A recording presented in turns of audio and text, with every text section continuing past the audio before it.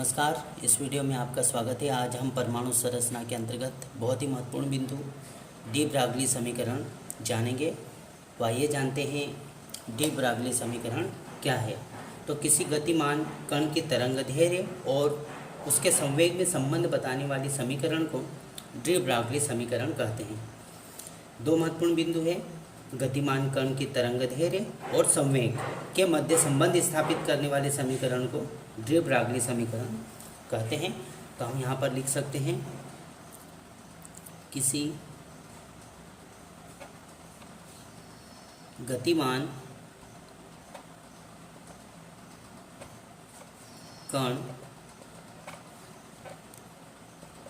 की तरंगदैर्घ्य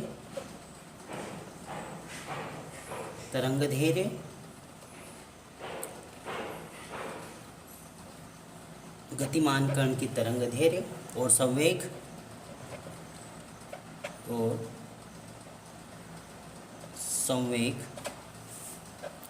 में संबंध स्थापित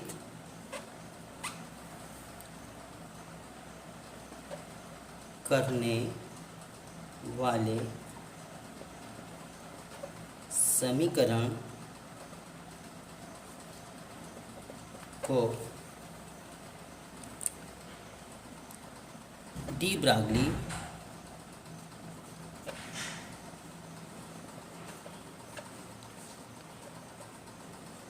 समीकरण कहते हैं। तो गतिमान कण की तरंगदैर्घ्य और संवेग में संबंध स्थापित करने वाले समीकरण को डी ब्रागली समीकरण कहते हैं। आइए हम डी ब्रागली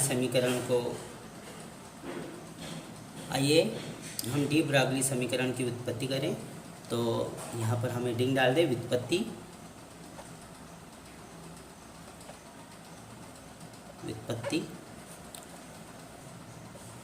तो यहाँ पर हम दो सिद्धांतों के आधार पर डी ब्रागली समीकरण की उत्पत्ति करेंगे। पहला बिंदु है प्लांक के सिद्धांत के अनुसार। तो पहला बिंदु प्लांक के सिद्धांत के अनुसार, प्लांक के अनुसार E बराबर एच न्यू। तो प्लांक के सिद्धांत के अनुसार यहाँ पर हम लिखें E बराबर एच न्यू। प्लांक के अनुसार समीकरण एक नाम दे दें इसे। फिर दूसरा जो महान साइंटिस्ट आइंस्टाइन के सिद्धांत के अनुसार दूसरा समीकरण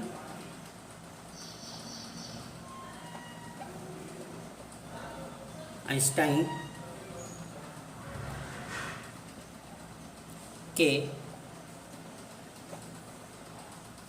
सिद्धांत के अनुसार, आइंस्टाइन के अनुसार E बराबर mc स्क्वायर। प्लांक ने फोटॉन्स एनर्जी के लिए समीकरण दिया E बराबर एच न्यू और आइंस्टाइन ने समीकरण दिया E बराबर mc स्क्वायर। तो हम दोनों समीकरण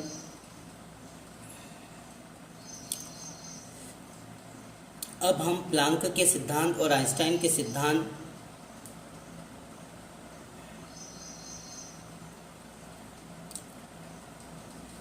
प्लांक ने सिद्धांत दिया E बराबर एच न्यू और आइंस्टाइन ने प्लांक ने समीकरण दिया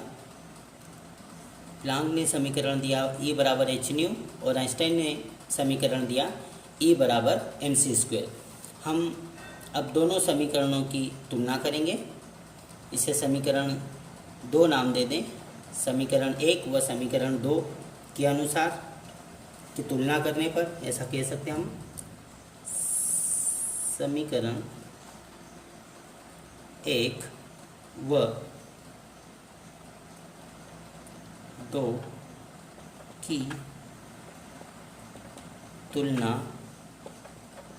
करने पर समीकरण 1 और 2 की तुलना करेंगे तो समीकरण 1 m2, तो समीकरण 2 में E बराबर mc² है, तो यहाँ पर लिख सकते हैं mc² बराबर hν, तो यहाँ पर लिख सकते हैं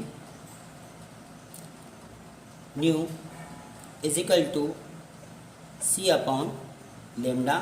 चूँकि हम जानते हैं nu equal to c upon lambda, अतः हम न्यू के स्थान पर c अपॉन लेमडा लिख सकते हैं। तो आगे बढ़ाएंगे, mc² equal to h into c upon lambda, इस प्रकार से। तो अब हम यहाँ पर चूँकि इधर देख रहे बराबर के इधर 2c है और एक इधर 1c है, बराबर के इधर इस वाले c को 1c से कैंसिल कर देंगे। अब हमारे पास बचा mc और h अपॉन लेमडा, तो हम लिख सकते हैं यहाँ पर mc equal to h upon lambda. Lambda को बराबर के इधर लाएंगे, अर्थात लेमडा को बराबर के इधर लाएंगे तो mc अपॉन में चले जाएगा, तो इसको हम यहाँ पर इस प्रकार से लिख सकते हैं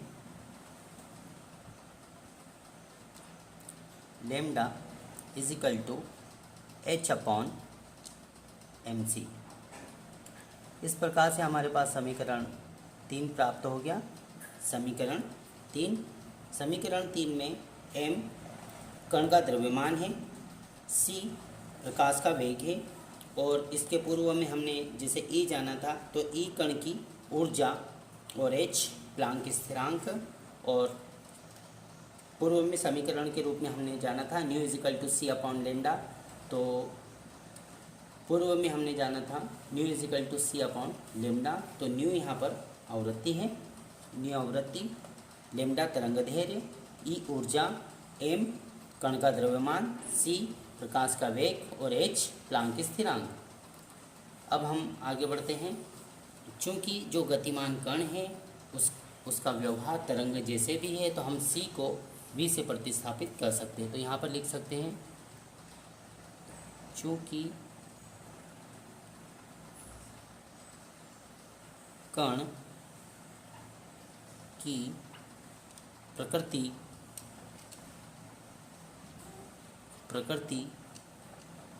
तरंग जैसे